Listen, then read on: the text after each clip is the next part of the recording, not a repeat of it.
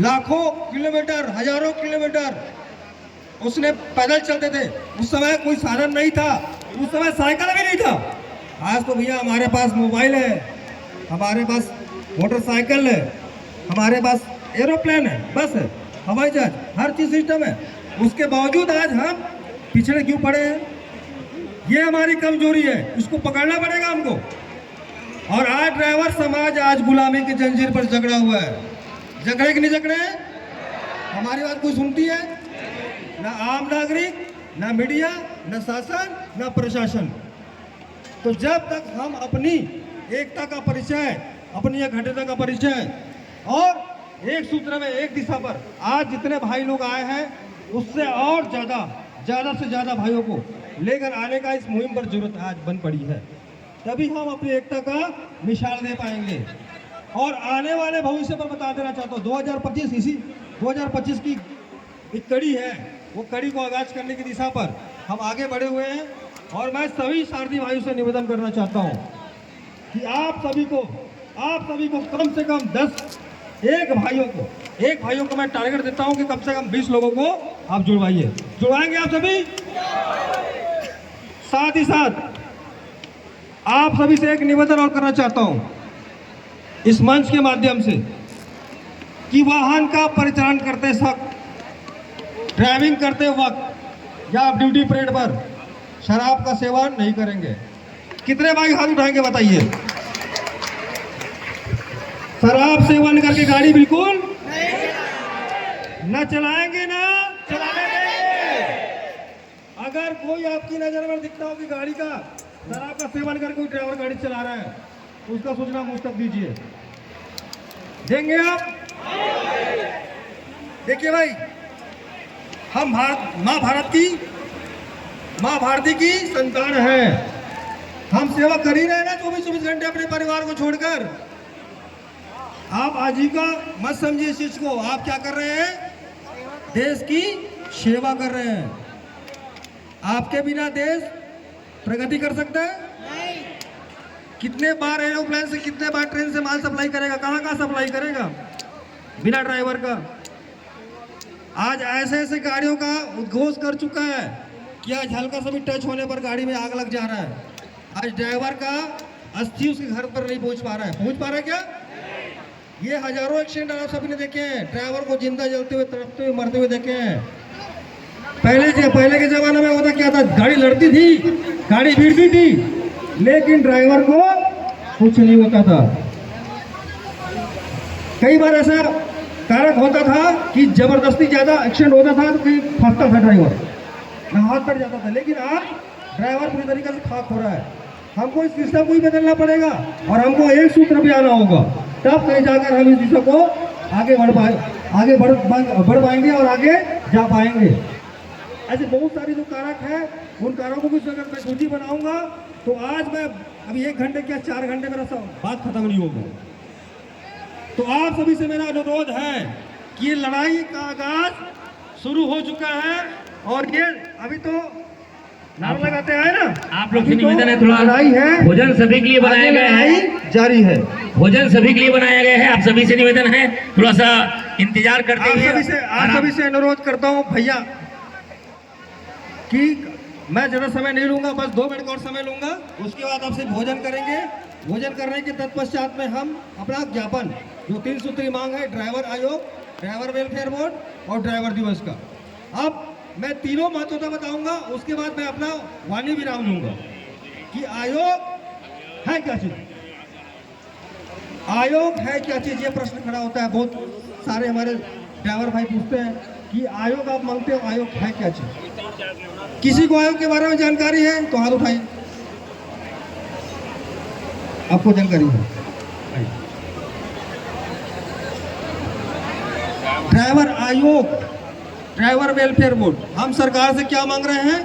कानून मांग रहे हैं। जिस प्रकार से आज अपराधों की श्रेणी को रोकने के लिए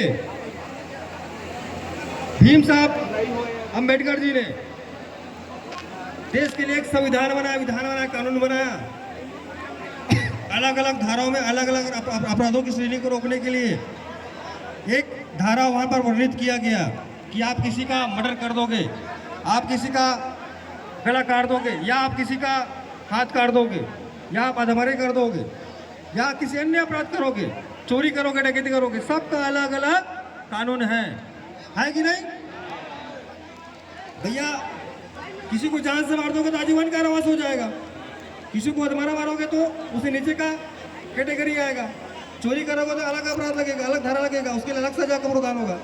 सेम टू सेम हम ड्राइवर के लिए कानून चाहते हैं कि ड्राइवर को अगर कोई हाथ लगाता है, मारता है, पीटता है तो उसको क्या होनी चाहिए?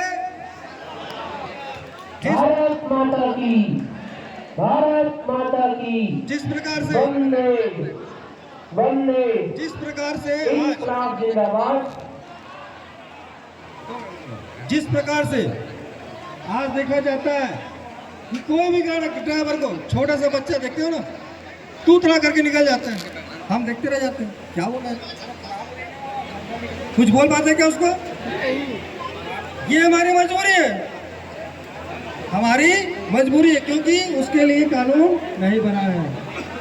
ड्राइवर का पेमेंट रोक दिया जाता है, थाने में जाके कोई थाने में जाके शिकायत किया क्या मेरे मालिक ने पेमेंट रोका? किसी ने शिकायत किया? शिकायत जाके करोगे भी तो क्या बोलेगा वो? कोई अपराध है इसमें? कोई अपराध की श्रेणी नहीं हो, क्या बोलेगा? भैया लेबर कोर्ट में जाके लगाओ। कोई मारपीट कर देगा। आज देखा जा रहा है पुणे में एक एक्सीडेंट हुआ था, सभी वीडियो के माध्यम से देखे थे। एक एक्सीडेंट हुआ, मोटरसाइकिल हजारों की भीड़ ने उक्त ड्राइवर को दौड़ना चाहा। ड्राइवर डर के मारे भागता, क्योंकि वहां पर दूसरा ड्राइवर तो वहीं पर मारा जाता। ड्राइवर अपनी जान बचाने के लिए भागते गए और एक्सीडेंट करता गया। उक्त घटनाक्रम में 13 लोगों की जान गई थी। अगर वहां पर आम नागरिक या आम पब्लिक ड्राइवर को नहीं दौड़ाता तो वहां पर एक व्यक्ति की जान गई थी और 12 लोग अपनी जान नहीं गंवाते। सही बात है कि नहीं भाई? ड्राइवर को जब प्रेशराइज देता है, जब स्टीयरिंग में बैठता है, वहां से प्रेशर शुरू हो जाता है। मालिक का, माल का, गाड़ी का मेंटेनेंस का, अलग से कहीं टायर खराब हो गया, अलग से टायर का कुछ सिस्टम है या गाड़ी में कुछ तकनीकी खराबी है, वहां से उसका टेंशन शुरू हो जाता है। और टेंशन में ही आज यातायात के नियमों का पालन में क्या बोला जाता है? यातायात के नियम क्या बोला जाता है कि मानसिक डिप्रेशन में वाहन का परिचालन ना करें। एक नियम है कि आप अगर तनाव युक्त हो, अगर आप डिप्रेशन में हो, आप टेंशन में हो, तो आप गाड़ी मत चलाइए, अन्यथा टेंशन लेने के और देने पड़ जाएंगे। और ये बात सत्यता है। लेकिन आज हर हैवी व्हीकल्स आज तनाव युक्त होकर गाड़ी चलाने पर मजबूर है, क्योंकि उसके लिए कोई कानून नहीं है। तो हम कानून की मांग कर रहे हैं कि ड्राइवर के लिए कानून लाया जाए कि ड्राइवर को मारने पर, ड्राइवर को पीटने पर, ड्राइवर को अगर उनका लूटपाट कर दिया जाता है, ड्राइवर से जबरदस्ती कोई वसूली करता है, तो उसके लिए एक धारा वर्णित की जाए। आप समझ में आई आयोग की बात? समझ में आई आयोग की बात? ड्राइवर के लिए अब कानून बनना चाहिए। दूसरी चीज ये है कि वेलफेयर बोर्ड क्या चीज है, और ड्राइवर आयोग कहाँ बनेगा? दिल्ली से बनेगा, सेंट्रल से बनेगा, लेकिन वेलफेयर बोर्ड हमको राज्य सरकार देगा।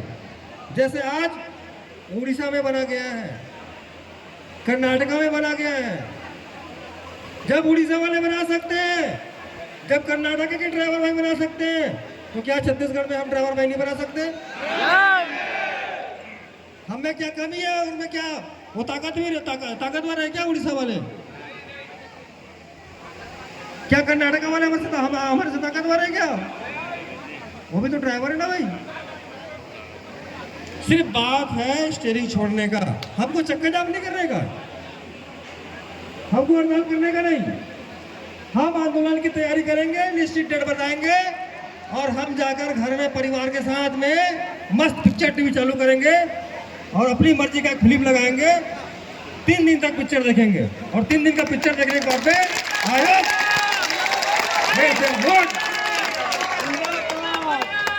मैं ये नहीं कहता कि आप रोड में आओ, आप आंदोलन करो, चक्का जाम करो, मैं ये नहीं कहता। मैन पावर सबसे बड़ी ताकत, सबसे बड़ी पावर आप लोग हो। कौन है? हम लोग हैं। सब्जी का, दूध का, हम सिर्फ घर बैठेंगे और उसके लिए आपको तैयारी करनी है। और मेरे को मालूम है, क्योंकि मैं ड्राइवर हूँ, 6 महीने तक भी ड्राइवर अगर घर में बैठ जाएगा ना, कोई परेशानी नहीं होगी उसको। सही बात है? 6 महीने में बैठ कर ड्राइवर अपने परिवार को संचालन कर सकता है और कोई ड्राइवर मेरे को नहीं सिखा सकता, क्योंकि 19 साल में अभी गाड़ी चलाया। और आप लोग आज मुझे गाड़ी चलाने पर विवश, गाड़ी चलाने पर मजबूर कर दिए, क्योंकि भैया आप लोग मुझे ऐसा सिस्टम में बांध दिए हैं कि मैं न घर में जा पा रहा हूँ, ना ही कोई अन्य कार्य कर पा रहा हूँ। तो मैं चाहता हूँ कि ये जो मेरी जिम्मेवारी है, अगर आप लोग मेरे काम को बांट लेंगे, आप लोग अपनी अपनी जिम्मेवारी बनाकर इस काम को बटांकन कर देंगे, तो मैं हल्का हो जाऊंगा। और मैं चाहता हूँ कि हर जिला स्ट्रांग रहे, हर डिस्ट्रिक्ट स्ट्रांग रहे। ड्राइवर के ऊपर अत्याचार, ड्राइवर के ऊपर शोषण ऑटोमेटिक रुक जाएगा। आप अपनी दमखम दिखाएंगे, अपनी पावर दिखाएंगे, अपनी एकता में रहेंगे। कहते हैं ना, मधुमक्खी के झुंड पर कोई पत्थर मारता है? किसी की हिम्मत है मधुमक्खी के झुंड में पत्थर मार के दिखा दे मेरे को। आप मधुमक्खी बनकर रहो। किसी एक भाई को अगर कहीं पत्थर लग गया, किसी एक भाई को चोट लग गया, किसी एक भाई को शोषण हो गया, किसी एक भाई के ऊपर अत्याचार हुआ, तो हम क्या करेंगे? झुंड भर जाएंगे। अभी देखिए नहीं हमारा झुंड कितनी बड़ी थी। और देख चुका है सरकार 1 जनवरी 2024 को किस प्रकार से संपूर्ण भारत में तहलका मचा हुआ था, हाहाकार मच गए थे। जैसे ही मैंने 9 जनवरी को ऐलान करके आया कि कल से चोरी छोड़ अभियान का आगाज हो जाएगा, 9 तारीख को शाम को 7 बजे से लेके पेट्रोल पंप में लाइन लग गया था। लगा था नहीं लगा था? अरे प्रीतम से एक बार ऐलान कर दिया तो पेट्रोल पंप में लाइन लग गया। कहीं आप सब लोग ऐलान कर दोगे तो क्या हो जाएगा? क्या हो जाएगा? राशन खाली हो जाएगा, किराना दुकान खाली हो जाएगा, आक्रामण टूट जाएगी, महंगाई बढ़ जाएगी, बेरोजगारी बढ़ जाएगी। बढ़ेगी नहीं बढ़ेगी? पिछले बार लॉकडाउन लगा था, लॉकडाउन के सिस्टम में क्या देखे थे? बोलते ना सर 8 रुपए का गुड़ाखू, 8 रुपए का गुड़ाखू कितने बिका? 120 रुपए, 130 रुपए, 150 रुपए तक भी बिका है। और उस समय हम गाड़ी चला रहे थे, गाड़ी चला रहे थे। अगर हमने गाड़ी चलाना बंद कर दिया तो वो गुड़ाखू कितने मिलेगा? 400 रुपए। ये तो अपने को क्या करना है? सिस्टम बना के चलना है। अपने को आंदोलन करने की जरूरत नहीं है, अपने को सिर्फ एंजॉयमेंट करना है और इंतजार करना है कि स्टेरिंग छोड़ अभियान का आगाज सेंटर के द्वारा या हमारे राज्य के द्वारा कब किया जा रहा है। और इसके लिए आप सभी भाई तैयारी करते रहो, स्ट्रॉन्ग अंदर से अपने आप को मजबूत करते रहो, संगठन में सारथी भाइयों को जोड़ते रहो और हमेशा एकता के सूत्र में आने के लिए प्रेरित करो। और मैं सभी से निवेदन करता हूँ कि भैया, आप सभी से प्रणाम करता हूँ कि वाहन का परिचालन करते समय गाड़ी नशे में न चलाएं, हमेशा यातायात के नियमों का पालन करें। जय हिंद, जय सारथी, जय भारती। छत्तीसगढ़।